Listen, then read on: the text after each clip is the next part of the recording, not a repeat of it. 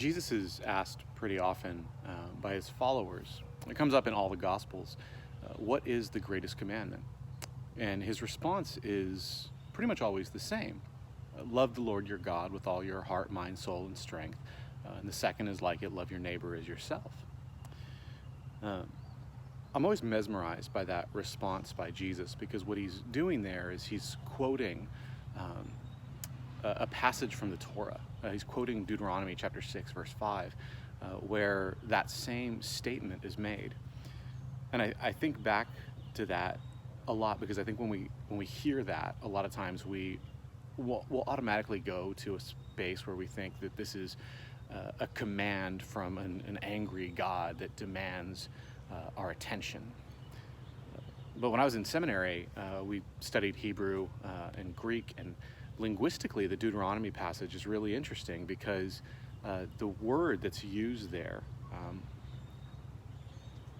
vahavta, it's not written as an imperative. It's written as a participle, which is really interesting, because what it means is that this isn't a command. It is an acknowledgement of the way things are. And so the statement in Deuteronomy is, as you go through your life, it will be a natural outflowing process of who you are and what you do to love the Lord your God with all your heart, mind, and soul. And I love that, because it turns everything around. It turns the understanding and the idea of who we are as followers of God almost on its head. That we are not struggling in a rat race where we're trying to do as best we can in the middle of a world that doesn't seem to be working in our favor. It becomes more of an acknowledgement of who we are at the core of our being. And so whoever you are and whatever you do, that you, within just the action of going about your daily life, means that you are a follower of God, because it's a natural outgrowth of your very being, your very essence, to do this. I think all of Scripture is kind of like that. There's a lot of different passages that we come to that will speak and say different things at different times. In my personal devotional, I've been going through just these different marks of what does it mean to be a Christian, and I've been going through the idea of discipleship, and what does that mean, and what does that look like. And so this morning I was reading in Acts chapter 2. And Acts chapter 2 is the story of Pentecost, when the Spirit comes down, and it makes acknowledgement that there are people in different places with different languages that are all speaking to the glory of God.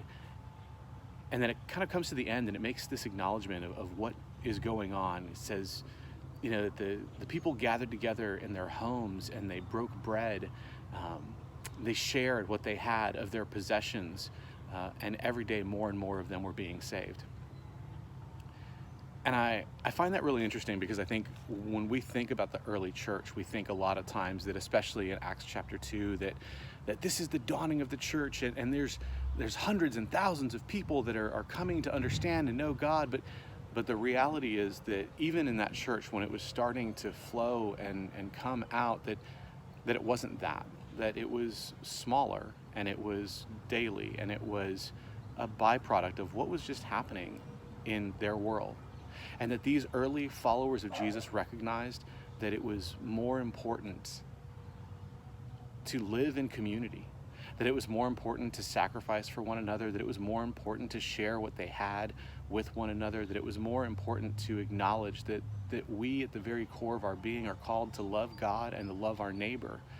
And it says every day more and more of them were being saved. And I think, especially in light of news that's come out recently in terms of what we're going to come to expect in the coming days and weeks ahead, that it's easy to get bogged down with the pessimism of it all, but at the same time to acknowledge and to recognize that daily there are people that are being saved. Daily there are people that are saving lives. Daily there are people that are consistently and constantly and continually loving God and loving their neighbor.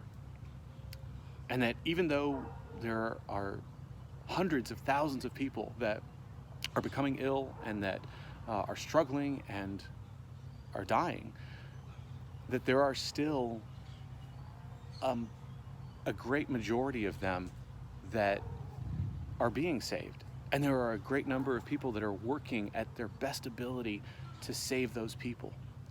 And so my prayer for us today is to remember that the very natural outgrowing and the outpouring of our lives is a working of God in amazing and incredible ways that we may not be able to see now, but that God is still there, that God is still moving, that God is still working, and that we will continue to be saved.